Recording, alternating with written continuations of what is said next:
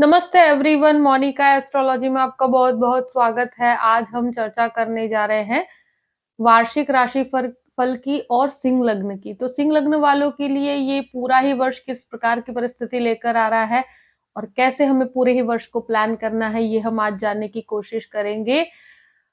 देखिए, जब भी वार्षिक राशिफल हम शुरू करते हैं तो एक चीज़ हमेशा देखनी पड़ती है कि मोटे परिवर्तन जो हैं, जैसे कि शनि है, गुरु है, राहु और केतु, इनके ऊपर ज़्यादा महत्व दिया जाता है और बाकी के ग्रह जो है वो महीने और 15 दिन के अंतराल में बदलते रहते हैं, तो उनके ऊपर जो महीने का राशिफल है वहाँ पर ध्यान दिया जाता है। तो सबसे पहले हम बड़े जो परिवर्तन है उसके ऊपर से पूरे वर्ष के अंदर किस प्रकार के डायरेक्शन के साथ हमारे जीवन में परिवर्तन होंगे, ये हम आज जानने की कोशिश करेंगे। सबसे पहले बात करते हैं ग्रह गोचर की।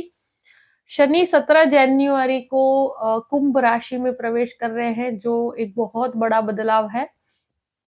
गुरु 22 अप्रैल को मेष राशि के अंदर प्रवेश करेंगे। 22 अप्रैल तक वो मीन राशि के अंदर ही रहेंगे। राहु जो है वो 30 अक्टूबर तक मेष राशि के अंदर रहेंगे और उसके बाद वो मीन राशि में चले जाएंगे। और केतु जो है वो 30 अक्टूबर तक तुला राशि के अंदर रहेंगे। उसके बाद वो भी कन्या राशि के अंदर प्रवेश करेंगे, यानी कि ऑलमोस्ट 10 महीने तक वो अभी तक कोई ट्रांजिट नहीं करेंगे। 30 अक्टूबर के बाद वो ट्रांजिट करेंगे। देखिए, सिंह लग्न जो है उनके लिए सबसे पहले हम शुरुआत करते हैं वार्षिक राशिफल में शनि के बदलाव के साथ। तो शनि जो है वो आपके 6th हाउस में चल रहे थे अभी तक और अब वो आए हैं आपके 7वें घर में। तो पहले भले ही स्वगृही अवस्था में थे, मगर 6th हाउस जो होता है वो हमारे जीवन में डिस्प्यूट, कोई भी प्रकार का डिस्प्यूट जो होता है तो उससे कनेक्टेड चीजें ये बताता है। मगर अब ये 7वें घर में आए हैं, तो आप अगर कोई भी प्रकार के डिस्प्यूट में थे या कोई भी प्रकार का कोर्ट केस चल रहा था, तो ये आपको उसमें से बाहर निकालेंगे। सबसे पहली चीज ये है। 7वां घर जो है पार्टनरशिप का होता है, तो पार्टनरशिप के लिए ये बहुत ही एक्सीलेंट योग है। यानी कि अगर आप कोई भी नया बिज़नेस करना चाहते हैं या कोई भी नई बिज़नेस पार्टनरशिप करना चाहते हैं, तो ये शनि आपको पूर्ण रूप से सपोर्ट करते हैं। तो यहाँ पर मैं कहूँ कि बिज़नेस के अंदर कोई भी नए बदलाव लाना चाहते हैं या कोई नया बिज़नेस खुद के द्वारा अपने सेल्फ अगर पार्टनरशिप नहीं करते हैं और खुद भी शुरू करना चाहते हैं, तो भी ये शनि आपको पूर्ण रूप से सफलता इसमें प्रदान करता है। ये एक बहुत सही गाइडलाइन भी देगा आपको कि आपको कैसे आगे बढ़ना है, किस प्रकार से आपका रास्ता होना चाहिए और बहुत ही डिसिप्लिन के साथ काम कराएगा। देखिए, 7वें घर में इतना ज़रूर कहूँगी कि बहुत मेहनत करनी पड़ती है। यहाँ पर कोई भी इजीली कुछ भी काम नहीं होगा, यानी कि आप बिजनेस भी सेटअप करते हैं तो वो आपको उस बिजनेस के अंदर मेहनत करवा के फिर आपको रास्ता बताएगा आगे का। तो बैठे बैठे यहाँ पर कुछ भी प्राप्त नहीं होने वाला है, ये तो बनी हुई बात है। अगर कोई आप जैसे पॉलिटिक्स में है तो पॉलिटिक्स वालों के लिए बहुत अच्छा है। कोई कंस्ट्रक्शन फील्ड के अंदर है तो वहां पर भी बहुत बेहतरी है। अगर आप जॉब नहीं थी आपके पास या आप कोई जॉब चेंज करना चाहते थे, तो अब ये शनि के द्वारा आपको जॉब के बदलाव करने में ये बहुत मदद करेगा और एक सही पोजीशन भी आपको प्राप्त होगी, मगर वहां पर भी आपको बहुत मेहनत करवाएगा। क्योंकि देखिए, ये शनि जो है जो आए हैं वो शश योग बना रहे हैं और 7वां घर जो है ये एक तरह से आपके बिजनेस का, आपके कार्यस्थल से कनेक्टेड चीजों से है। तो यहाँ हर तरह की पार्टनरशिप होती है। तो आप जिसके साथ काम करते हैं तो वहां पर भी आपको एक प्रतिष्ठा मिलेगी, लोग आपके कार्य की सराहना करेंगे। वहां पर लोग जो नहीं समझ पा रहे थे अभी तक, अब वो चीजें आपको समझ पाएंगे। आपको नई जिम्मेदारियां भी दी जाएगी। आपको रिस्पॉन्सिबिलिटी बहुत ज्यादा बढ़ती हुई मुझे नजर आती है और काम भी बहुत बढ़ता हुआ नजर आता है। मगर इससे आपको ये एक लर्निंग प्रोसेस है। यहाँ पर आपको कैसे आगे बढ़ना उसका पूरा रास्ता ये बना के देगा और बहुत ही व्यवस्थित रूप से बना कर देगा। देखिए, अगर कोई भी बहुत बड़ा हेल्थ इशू था पहले जो 6th हाउस में शनि की वजह से आपको हुआ है, तो अब यहाँ पर काफी अच्छा रिलीफ आपको मिलेगा। मैं एक तरह से कहूँ कि स्वास्थ्य से संबंधित चीजों में बहुत अच्छा है। मगर फिर भी जब 17 जून से 4 नवंबर तक शनि वक्र अवस्था में होंगे, तब आपको थोड़ा-सा स्वास्थ्य को लेकर सतर्क रहना पड़ेगा, क्योंकि वहाँ पर बहुत हेल्थ को लेकर आपको ध्यान रखना पड़ेगा, यानी कि स्टमक रिलेटेड कोई भी प्रॉब्लम्स हैं या कोई भी प्रकार का, मैं कहूँ कि बोन से कनेक्टेड कोई भी इश्यूज़ हैं, तो यहाँ आपको सतर्क रहने की ज़रूरत है, क्योंकि ये टाइमिंग में वक्री शनि जो है, क्योंकि वो 6th लॉर्ड भी है, तो यहाँ पर स्वास्थ्य को ये खराब करता है। तो इस दौरान थोड़ा-सा आप ध्यान रखिएगा, बाकी कोई घबराने की स्थिति नहीं है। अपने खुद के घर में है वो, तो बहुत ही कंफर्टेबल पोज़ीशन है। जिसकी मैरिज नहीं हुई है, क्योंकि ये लाइफ पार्टनरशिप का भी घर है, तो जो लोग काफ़ी समय से अनमैरिड हैं, उनकी इच्छा है मैरिज करने की, और ये आपकी मैरिज जो सेट नहीं हो रही थी, अब ये मैरिज के एक तरह से शुरुआत होगी आपके लिए। मैं ये नहीं कहती कि लगते ही ये शनि के द्वारा आपको मैरिज फाइनलाइज़ हो जाएगी, मगर ये प्रोसेस आगे बढ़ेगा और ये 2.5 साल तक यहाँ पर है। तो शुरुआत ज़रूर हो जाएगी, आपको योग्य व्यक्ति आपको मिलेगा, क्योंकि ये देखिए आपकी महादशा, अंतर्दशा कौन-सी है, ये भी बहुत इम्पोर्टेंट है। मगर यहाँ पर इतना ज़रूर है कि जो अनमैरिड लोग हैं, उनके लिए अब यहाँ पर जो शनि 2.5 साल तक है, वो आपके लिए बहुत अच्छा, और इस वर्ष की बात करते हैं, तो एक शुरुआत होती है उस डायरेक्शन में। अभी कैंडिडेट जो आपको, जो मतलब जो व्यक्ति आप लाइफ पार्टनर ढूँढ रहे हैं, जिस प्रकार का ढूँढ रहे हैं, आपके लिए कौन-सा मतलब आपके नेचर के हिसाब से जो सेट होता हो, और प्लस हर तरह से ये बहुत ही व्यवस्थित रूप से कार्य करता है। ये व्यक्ति के दिखावे को देखकर कभी भी व्यक्ति चूज़ नहीं करता। वो एक अंडरस्टैंडिंग मैच करने के बाद मैरेजेस होते हैं, और बहुत ही व्यवस्थित मैरेजेस होते हैं। यहाँ पर मैंने काफ़ी समय से ऐसे काफ़ी हॉरोस्कोप्स भी देखे हैं, जहाँ पर इस प्रकार की परिस्थिति होती है। तो ये जो भी व्यक्ति को पसंद करता है, आपके लिए जो भी लाइफ पार्टनर चूज़ करते हैं आपके लिए शनि, वो बहुत ही प्रैक्टिकल होते हैं, बहुत ही व्यवस्थित रूप से जीवन चलने वाले व्यक्ति होते हैं, जो आपके साथ बहुत ट्यूनिंग के साथ काम करते हैं। वहाँ पर ऐसे कोई भी मतलब शो ऑफ के साथ वो कोई भी व्यक्ति को पसंद नहीं करते। तो ये ज़रूर कहूँगी कि बहुत ही अच्छा योग है मैरिज के लिए, और अब ये शुरुआत होती है, तो यहाँ पर भी आपको पॉज़िटिविटी डेफ़िनेटली मिलेगी। शनि की एक दृष्टि आपके नवम भाव में है, तो यहाँ पर राहु स्थित है ऑलरेडी 30 अक्टूबर तक। तो देखिए, यहाँ मैं एक चीज़ ज़रूर कहूँगी कि शनि की नीचस्थ राशि है। तो इस वर्ष आपको स्पेशली मैं कहूँ कि अपने पिता के साथ अपने संबंधों को बहुत संभल के रहना पड़ेगा, क्योंकि वहां पर मुझे लगता है कि क्लैशेस होने की संभावनाएं भी है, और पिता के हेल्थ को लेकर भी थोड़ा सा सतर्क रहने की जरूरत है।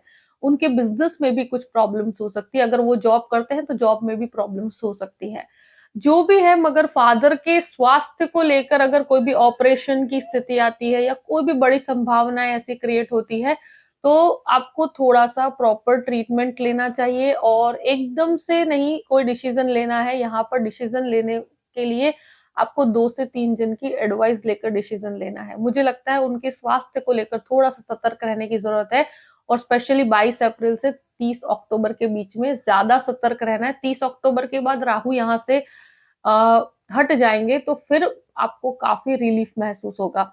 यहाँ एक चीज़ मैं ज़रूर कहूँगी कि शनि के द्वारा एक आध्यात्मिकता में काफ़ी बढ़ोतरी होती है।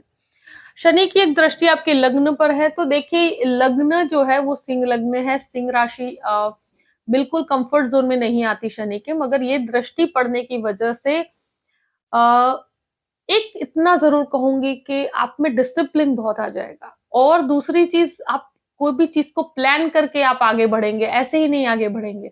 बहुत व्यवस्थित प्लानिंग करने के बाद आप हर चीज़ में बहुत सोच समझ के आगे बढ़ने की एक क्षमता आपको प्रदान करता है। आपको कैसे बोलना है, किस प्रकार से कहाँ कैसे प्रेज़ेंटेशन होना चाहिए, क्या प्लानिंग होनी चाहिए।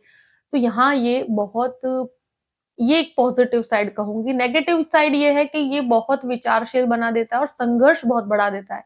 क्योंकि ये मानसिक संघर्ष भी देगा, साथ में शारीरिक संघर्ष भी देगा। क्योंकि ये बहुत दौड़ाकर, मज़दूरी कराकर फिर ही कुछ प्रदान करेगा, और लग्न को जब-जब देखेगा, और सिंह राशि है, तो मानसिक रूप से काफ़ी टॉर्चर जैसी सिचुएशन होगी, क्योंकि कुछ आपके परिस्थिति ऐसी होगी कि आपको खुद को ही कार्य में लगना पड़ेगा क्योंकि ये आपको सिखा रहा है और मानसिक तनाव की स्थिति आपको डेफ़िनेट लगेगी और ये कभी-कभी इंटेंस थिंकिंग में भी डाल देता है। व्यक्ति बहुत ज़्यादा मतलब कभी-कभी बहुत डिप्रेसिव थॉट्स आते हैं उसको, बहुत नेगेटिव थॉट्स आना शुरू हो जाते हैं, तो ऐसी सिचुएशन होगी क्योंकि ये जब भी लग्न को देखते हैं तो नेगेटिविटी आ ही जाती है, मगर उसकी पॉज़िटिव साइड कही जाए तो ये एक लर्निंग प्रोसेस है, ये आपको बहुत कुछ चीज़ें ये ट्रेन कर रहा है कि ये जो रियल वर्ल्ड है, वो किस प्रकार से कार्यरत है।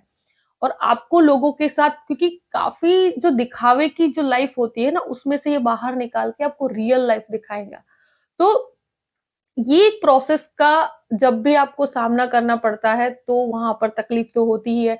तो ऐसी सिचुएशन के अंदर इतना ही मैं कहूँगी कि लग्न के ऊपर दृष्टि होने से आपको मेहनत काफ़ी करनी पड़ेगी मगर ये एक स्पिरिचुअल डेवलपमेंट बहुत अच्छा करेगा। आपके अंदर आध्यात्मिक चिंतन बहुत अच्छा रहेगा, मेडिटेशन, योगा इन चीज़ों के अंदर आपको जाना चाहिए। जब भी इस प्रकार की स्थितियाँ होती हैं, तो मेडिटेशन और योगा से आपको बहुत फ़ायदा होगा। तो इस तरह की एक्टिविटी आपको शुरू कर देनी चाहिए और इसमें आपको ये काफ़ी डेप्थ दे सकता है और उसी से आपको शांति प्रदान होगी। बाकी एज़ अ पर्सन आपके अंदर बहुत ही पॉज़िटिविटी मतलब आपके काम में बहुत पॉज़िटिविटी आएगी। अब बात करते हैं आपके 10th हाउस मतलब शनि की जो 10वीं दृष्टि है जो चतुर्थ भाव पर पड़ रही है, तो यहाँ पर ये प्रॉपर्टी जो काफ़ी समय से आप कोई भी प्रकार की रिनोवेशन कराना चाहते हैं, तो ये शनि रूप से सफलता प्रदान करेगा और प्रॉपर्टी से कनेक्टेड कोई भी प्रकार के लड़ाई-झगड़े हैं, तो वहाँ पर भी सॉल्यूशंस को ये लेकर आने में बहुत सक्षम है। माता के साथ भी एक तरह से संबंध खराब नहीं होंगे, वहाँ पर भी डेवलपमेंट ही मुझे नज़र आता है। ये दृष्टि आपके लिए नेगेटिव बिल्कुल भी नहीं है और एक तरह से कहा जाए कि यहाँ पर शनि की दृष्टि की वजह से आपको कोई भी व्हीकल लेंगे तो भी मुझे लगता है कि पुराना होगा वो। कोई प्रॉपर्टी पुरानी लेना चाहते हैं, उसको रिनोवेशन करवाना चाहते हैं तो कर सकते हैं। इस समय आपको ये पूरे ही वर्ष इसके अंदर बहुत ही सफलता है आपके लिए। एक चीज़ मैं ज़रूर कहूँगी कि आप जिस घर में रह रहे हैं, वहाँ पर भी आप छोटे-मोटे रिनोवेशन कराना चाहते हैं, तो उसके लिए भी ये बहुत हेल्पफुल परिस्थिति है आपके लिए। अब बात करते हैं गुरु की, तो देखिए गुरु आपका मीन राशि में है, 22 अप्रैल तक। देखिए अष्टम भाव में गुरु भले ही एक तरह से कहें कि नेगेटिव लोग बोलते हैं, मगर गुरु यहाँ पर अभी इतना सपोर्ट नहीं कर रहा। यहाँ पर इतना ज़रूर है कि इसके द्वारा आपको कोई भी नकारात्मकता नहीं है क्योंकि ये खुद के घर में है, तो ये बिल्कुल भी आपको नेगेटिविटी नहीं दे रहा है, कहीं पर भी आपको नुकसान नहीं दे रहा है ये। ये रिसर्च के लिए बहुत अच्छा है, अगर कोई भी प्रॉपर्टी से कनेक्टेड आपके लड़ाई-झगड़े चल रहे हैं, जो पैतृक संपत्ति से कोई भी विवाद चल रहा है, तो 22 अप्रैल तक ये आपको बहुत हेल्प करेंगे, आपके प्रॉब्लम्स को सॉल्यूशंस की तरफ लेकर जाएँगे। परिवार के अंदर कोई भी झगड़े हैं तो ये गुरु के द्वारा आपको उसमें एक प्रसन्नता आएगी मतलब चीज़ों को बहुत ही सॉल्व करने में ये क्षमता प्रदान करता है। पहले 22 अप्रैल तक की बात करते हैं जो मीन राशि का भ्रमण है। तो गुरु की एक दृष्टि जो है वो 12th हाउस को देख रही है तो आपके विदेश के कार्यों में पूर्ण रूप से सफलता आपको प्रदान होगी अगर बाहर जाना चाहते हैं। ये वर्ष आपके लिए बहुत ही अच्छा है, उसके लिए आपको आगे बढ़ना चाहिए, कोई भी रिसर्च के लिए जाना चाहते हैं, इवन जो लोग वहाँ रह भी रहे हैं तो उनके लिए बहुत अच्छा है। देखिए यहाँ पर इतना है कि इनकम और एक्सपेंस का एक बैलेंस बना रहेगा। और कभी-कभी ये गाड़ी एक तरह से कहते हैं ना कि ये बैलेंस बिगड़ भी सकता है। तो खर्चों के ऊपर थोड़ा-सा नियंत्रण रखिएगा क्योंकि मुझे लगता है कि कुछ खर्च मुझे बढ़ते हुए नज़र आते हैं। 22 अप्रैल तक थोड़ा-सा आपको सँभलने की स्थिति है। बाकी कोर्ट कचहरी में बहुत रिलीफ़ है, अगर आप कोई भी प्रकार की प्रॉब्लम्स में हैं, कहीं पर भी फँसे हुए हैं पैसे आपके, तो वो आपको गुरु के द्वारा पूर्ण रूप से मदद मिलेगी कि आप उसमें से बाहर निकल सकें।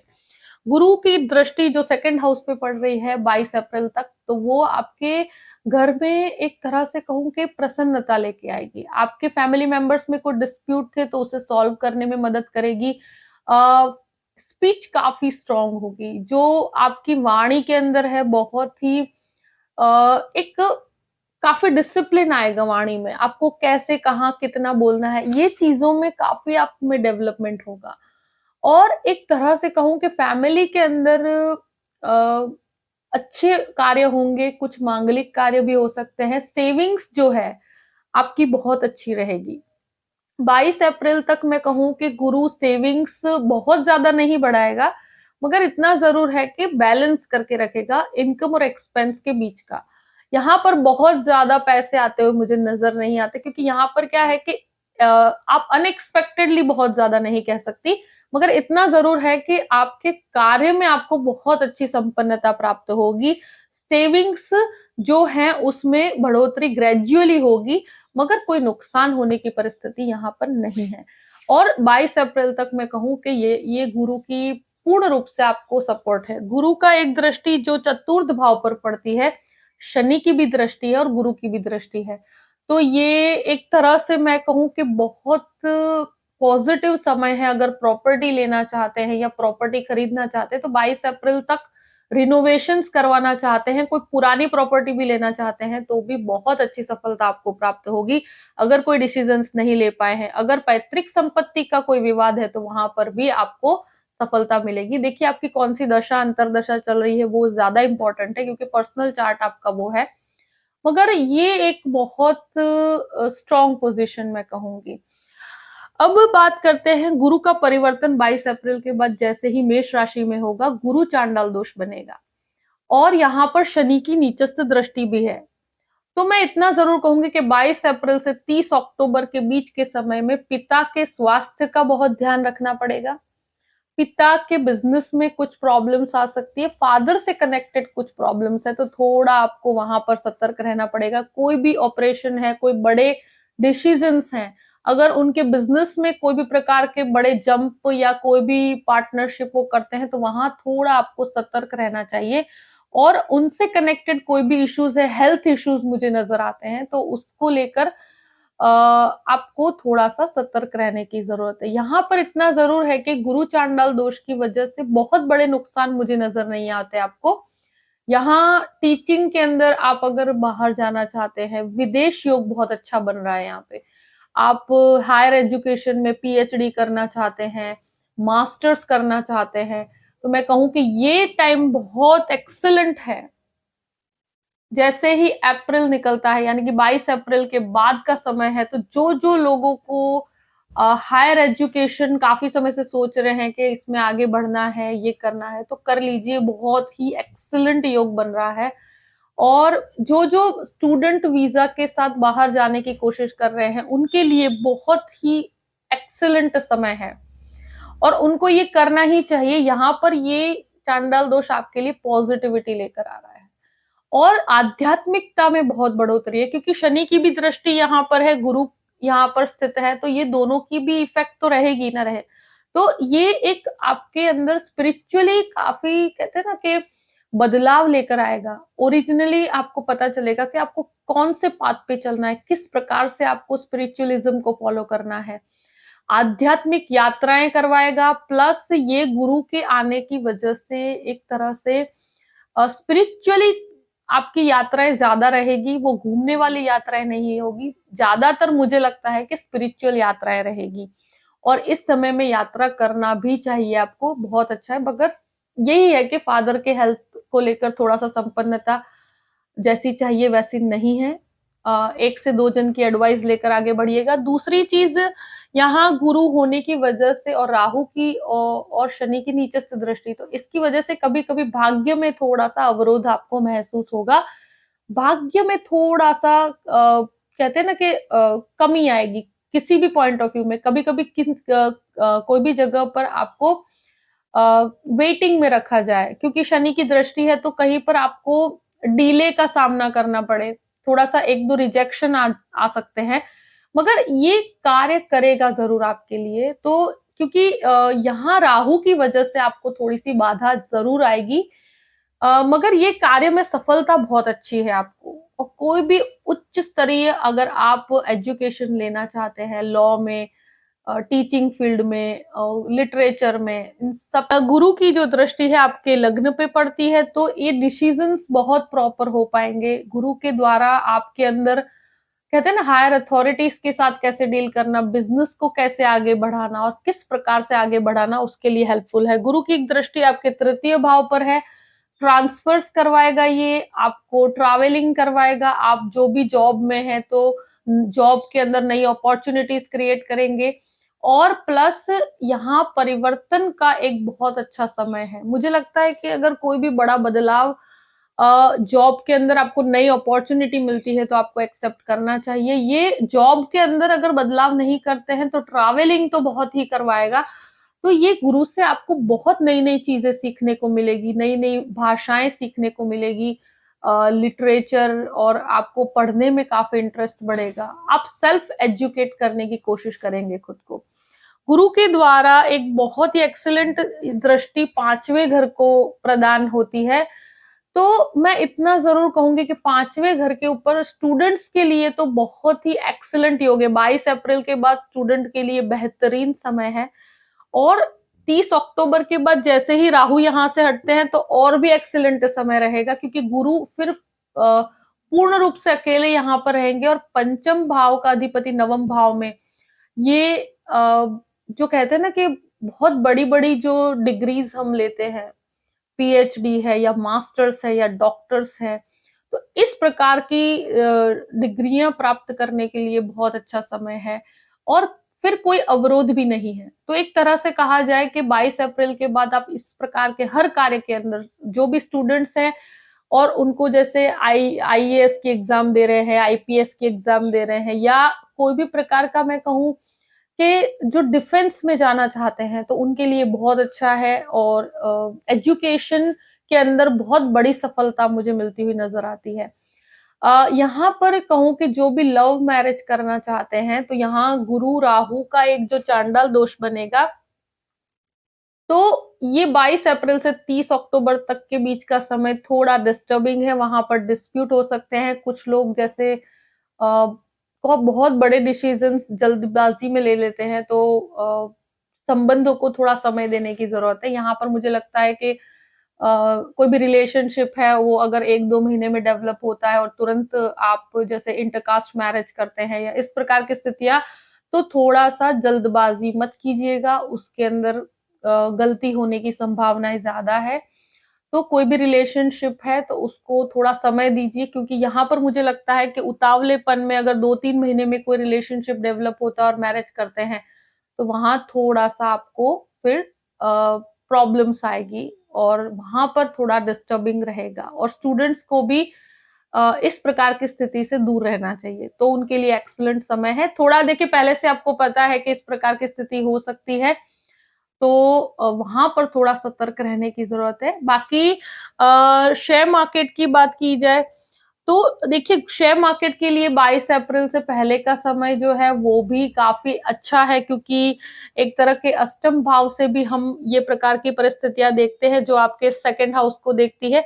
उसके बाद जो है बहुत बड़े डिसीजंस अगर लेना चाहते हैं, तो गुरु राहु का चांडाल दोष है, तो शेयर मार्केट में 22 अप्रैल से 30 अक्टूबर के बीच में जो भी इन्वेस्टमेंट करते हैं, बहुत सोच समझ के कीजिए और 1 से 2 जन की एडवाइस लेकर कीजिए। स्मॉल इन्वेस्टमेंट करेंगे तो प्रॉब्लम्स नहीं है, बहुत बड़े रिस्क नहीं लेने चाहिए इस समय में। देखिए राहु का बदलाव जो है वो 9th हाउस में ही रहेगा, जो आपके लिए प्रॉब्लमेटिक बहुत ज्यादा नहीं है, मगर गुरु राहु की वजह से राहु गुरु को कंट्रोल करने की कोशिश करेंगे, तो वहां पर थोड़े से भटकाव हो सकते हैं। तो डिसीजंस के अंदर हमेशा 2 जन की एडवाइस लेकर कार्य कीजिए, भले वो मेडिकल पर्पज से हो या कोई भी प्रकार का एजुकेशन के पर्पज से हो, तो वहां पर एडवाइस लेकर कार्य कीजिएगा। बाकी कोई घबराने की स्थिति नहीं है। ये चांडाल दोष से आपको एक तरह से कहो कि पॉजिटिव ही है, बहुत ज्यादा नेगेटिव नहीं है। कुछ ऐसा समय जो आपके लिए बहुत इंपॉर्टेंट है, 15 मई से 15 जून के बीच में जो सूर्य का भ्रमण है, क्योंकि लग्नेश सूर्य है तो वो दशम भाव में रहेंगे, तो वो आपके लिए बहुत ही गोल्डन पीरियड रहेगा। और 15 जून से 15 जुलाई, यानी कि 15 मई से 15 जुलाई के बीच के जो 2 महीने हैं, ये आपके लिए बहुत ही अच्छा कॉन्फिडेंस और बड़ी सफलताएँ देने का समय है। अगर इस समय में आपका कोई कार्य होना है तो बहुत ही अच्छे रिजल्ट्स प्रदान होंगे। मतलब ये टॉप का टाइम है जिसमें आपको बहुत बड़ी सफलता मिल सकती है। और वैसे एक तरह से कहा जाए तो कोई घबराने की स्थिति नहीं है, जो भी परिस्थिति है मैंने आपके सामने रख दी है। आई होप कि ये वीडियो आपको पसंद आया होगा।